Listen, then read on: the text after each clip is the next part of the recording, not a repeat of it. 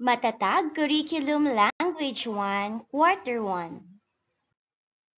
Learning competencies participate in classroom interactions using verbal and nonverbal responses. A.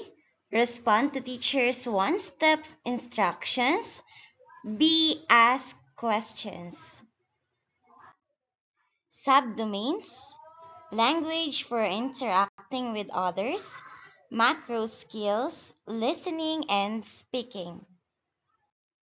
Motivation, awitin natin ang Kung Ikaw ay Masaya.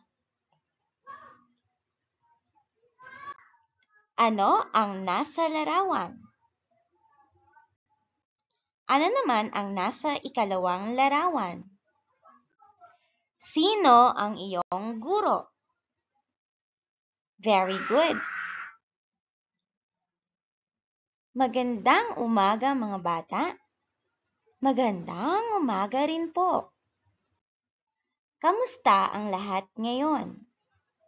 Okay lang po kami, salamat po.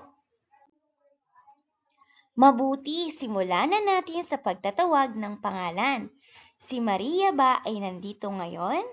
Narito po ako. Ano ang sasabihin mo kapag papasok ka sa isang silid-aralan? Paumanhin, guro. Pwede po ba akong pumasok? Ano ang sasabihin mo kapag ikaw ay nahuli sa klase? Magandang umaga, magandang hapon sa lahat. Ipagpaumanihin po ninyo ang hindi ko pagpasok ng maaga. Ano ang sasabihin mo kapag magtatanong ka sa iyong guro habang nasa klase? Paumanhin, guro. Maaari po ba akong magtanong? Ano ang sasabihin mo kapag gusto mong pumunta sa palikuran? Paumanhin, guro. Pwede po ba akong pumunta sa palikuran? Ano ang sasabihin mo kapag hindi mo maunawaan ang aralin? Paumanhin, guro. Nahihirapan po ako sa pagkaunawa dito. Pwede niyo po bang ipaliwanag ulit? Ano ang sasabihin mo kapag gusto mong humiram ng lapis sa iyong kaklase? Maaari ko bang hiramin ang iyong lapis? Ano ang sasabihin mo kapag gusto mong linisan ang pisara? Maaari ko bang linisan ang pisara?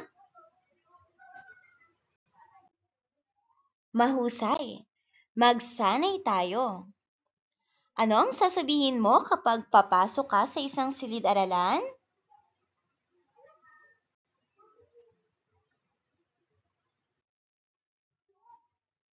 Ano ang sasabihin mo kapag ikaw ay nahuli sa klase?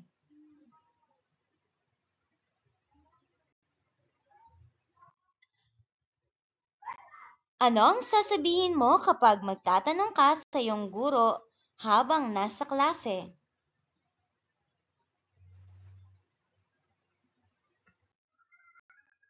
Ano ang sasabihin mo kapag gusto mong pumunta sa palikuran?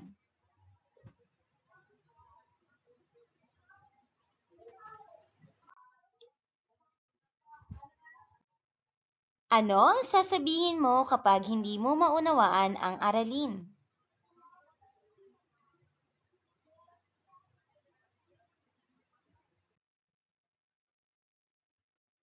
Ano ang sasabihin mo kapag gusto mong humiram ng lapis sa iyong kaklase?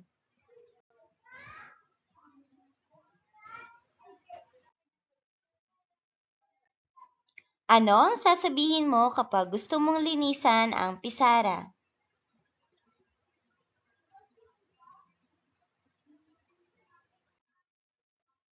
Very good.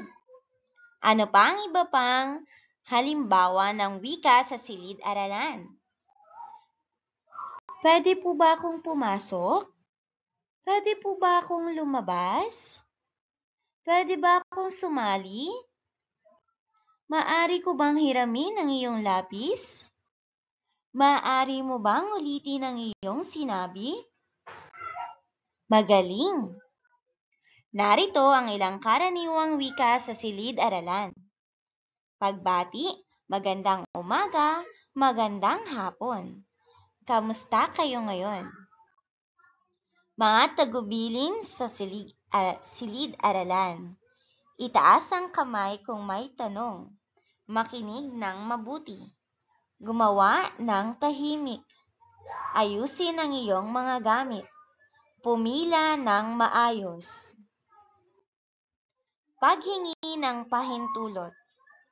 Maaari po ba akong pumunta sa palikuran?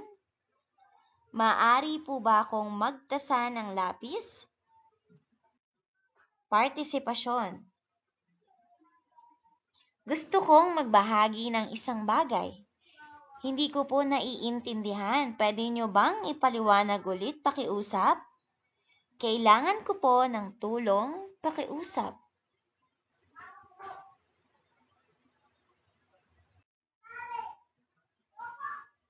Pagpapahayag ng mga pangangailangan. Pwede bang manghiram ng Crayola? Nasira ang lapis ko. Pahiram naman ng lapis mo, pakiusap. Ano pa ang alam mong karaniwang wika sa silid-aralan? Mga patakaran at ugali sa silid-aralan.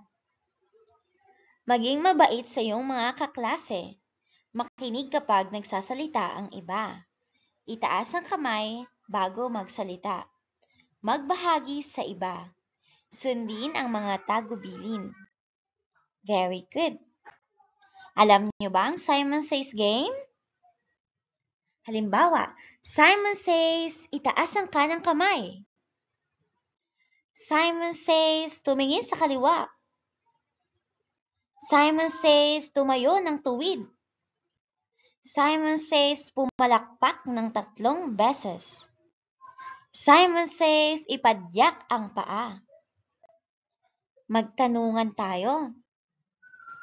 Mag-organisa ng palaro kung saan ang mga estudyante ay magtatanong sa isa't isa ng mga simpleng tanong tungkol sa kanilang mga pang-araw-araw na gawain. Halimbawa, ano ang paborito mong laro? Mga bata, ano ang iyong natutuhan sa ating aralin? Ano ang halaga ng ating mga aralin sa buhay, sa araw-araw nating buhay? Maraming salamat sa pakikinig.